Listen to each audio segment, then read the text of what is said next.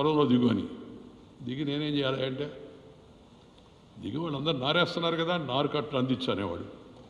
ఈయనేంద్ర ఎటు చెప్తున్నాడంటే ఆయన ఒక మాట చెప్పాడు నాకు, మొరతాడు కట్టుకున్న మగవాడు గట్టు మీద నిలబడకూడదు, నువ్వు మొరతాడు కట్టుకున్నావు అన్నాడు. కట్టుకున్నాను, దిగైతే అన్నాడు. దిగి ఇంకా పెద్ద ఆయన చెప్తాడు కదా, నారు కట్టలు అందరికీ అందించాను. వ్యవసాయాన్ని గురించి మొదట విషయాలు చెప్పాడు ఆయన నాకు.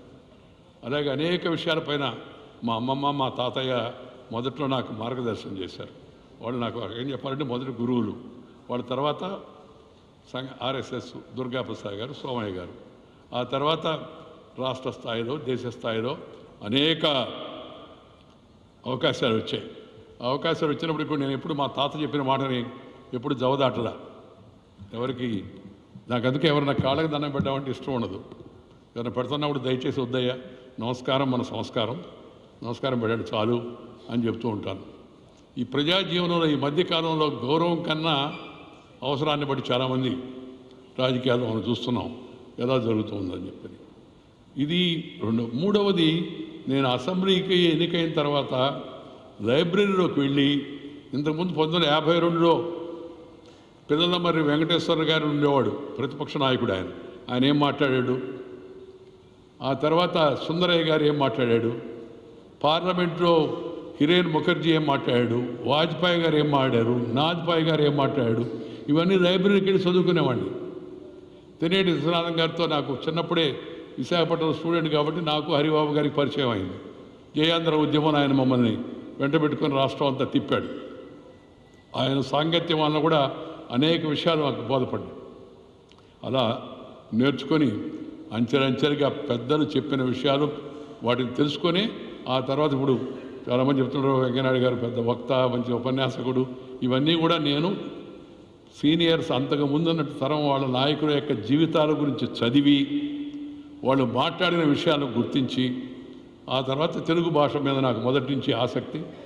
మా మాస్టర్ ఒక ఆయన పోరూరు హనుమజ్జానకిరామ శర్మ అని, ఆయన తెలుగులో టీచర్గా ఉన్నాడు మాకు.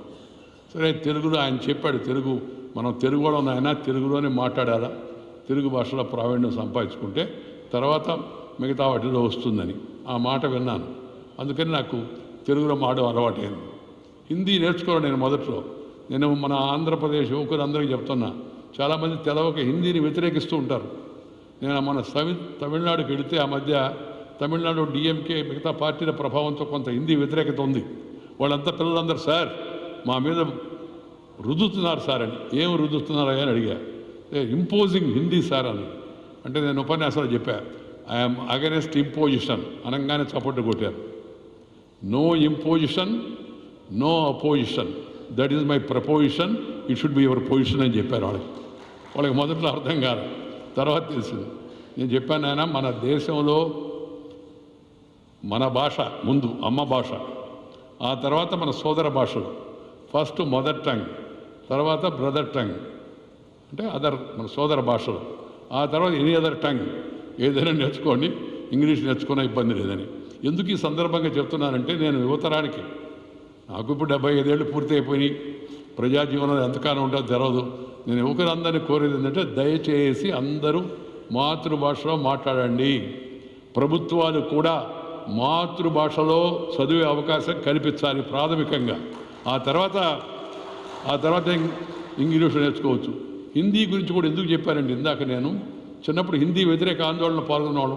ఢిల్లీకి వెళితే అప్పుడు తెలిసింది, హిందీకే బినా హిందుస్థాన్ మే ఆగే బడినా సంభవం అయ్యింది. నువ్వు జాతీయ స్థాయిలో పైకి వెళ్ళాలంటే హిందీ వచ్చి ఉండాలి, అది కూడా మనం గుర్తుపెట్టుకోవాలి. ఆ తర్వాత ఇంగ్లీషు. చాలామంది సార్ ఇంగ్లీష్ వస్తే చాలు సార్ అన్నీ వచ్చేస్తాయి, ఎవరు చెప్పారా మీకు? కొంతమందికి పిల్లలకు కూడా అనుమానం, సార్ ఇంగ్లీష్ రాకపోతే పైకి పోలేము సార్ అని. కుర్రోళ్ళు అడిగారు కొన్ని మీటింగ్లు నన్ను, ఇంగ్లీష్ రాకపోతే పైకి పోలేము సార్ అని. నేను ఆ కుర్రోడికి సమాధానం చెప్పాను, ఎవరు చెప్పారు నీకని? అందరు చెప్తున్నారు సార్ అని. నేను చెప్పాను, నేను ఈ మధ్య ఐఎస్డి చేసి దేవుడితో మాడి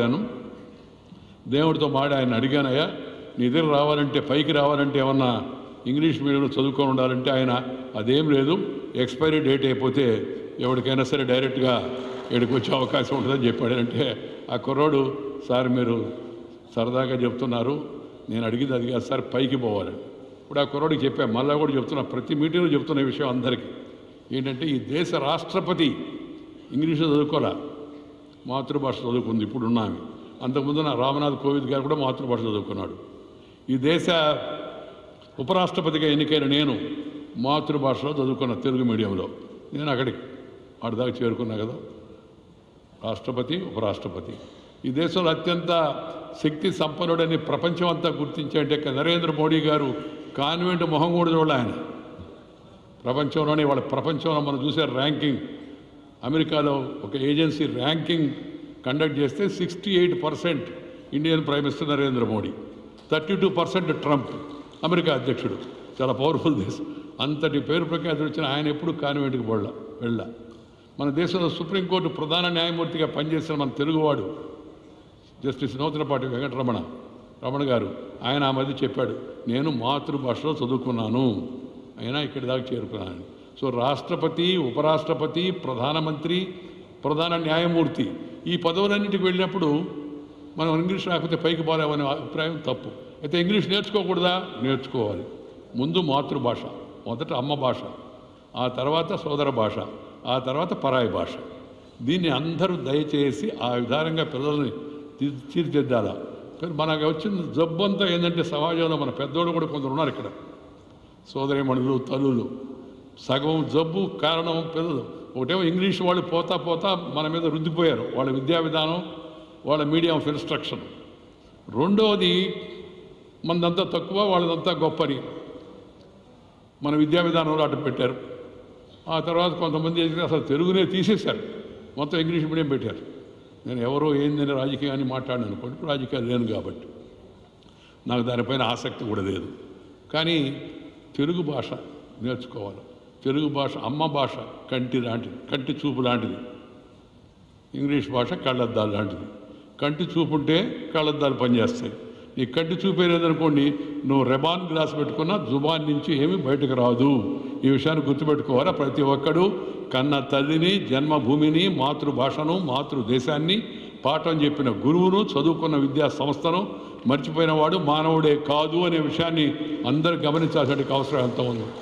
తల్లిదండ్రులు కూడా పిల్లలతో, నానా నువ్వు మమ్మీ అను, డాడీ అను ఈ అలవాటు చేయకూడదు. అమ్మా అంటే అంతరాల నుంచి వస్తుంది, మమ్మీ అంటే మూతిలో నుంచి వస్తుంది. రాత్రికి కావాలంటే ఇంట్లో ఒకసారి తలుపేసుకొని ట్రై చూడండి, అమ్మ అంటే ఎలా ఉంటుంది, మమ్మీ అంటే ఎలా ఉంటుందని. ఈ విషయం నేను ఇక్కడే కాదు, దేశంలో ఏ రాష్ట్రానికి వెళ్ళినా అనేక సంవత్సరాలుగా చెప్తూ ఉన్నాను. ఎందుకంటే బాగా నాటుకోవాలి అందరికని. ఈ మమ్మీ, డాడీ, బీడీ, జాడీ, కేడీ ఈ కల్చర్ మనకెందుకు? మనం అమ్మ, మన తాతయ్య, అమ్మమ్మ, నానమ్మ, అక్క, బావ, మరదల అని పిలుచుకుంటే ఎంత సంతోషంగా ఉంటుంది, ఎంత గౌరవంగా ఉంటుంది. కానీ అలవాటే. దాంట్లో అలవాటు ఎంత అయిపోయిందంటే ఇప్పుడు ఆఖరికి మన డ్రైవర్లు కొంతమంది మాడుకుంటారు, స్టాఫ్ ఒకరికొకరు పిలిచినప్పుడు ఏం బ్రో ఎలా ఉన్నావని. నేను వాడిని పిలిచి అడిగా, ఏంది బ్రో అంటే ఏందిరా, బ్రోకరా అన్నా. కాదు బ్రో అంటే సోదరా, అన్నయ్య, తమ్ముడా, అన్న ఎవరా అంటే అలవాటు అయిపోయింది వాళ్ళకి అందరికట్ట. ఆ అలవాటు నుంచి బయటపడాలంటే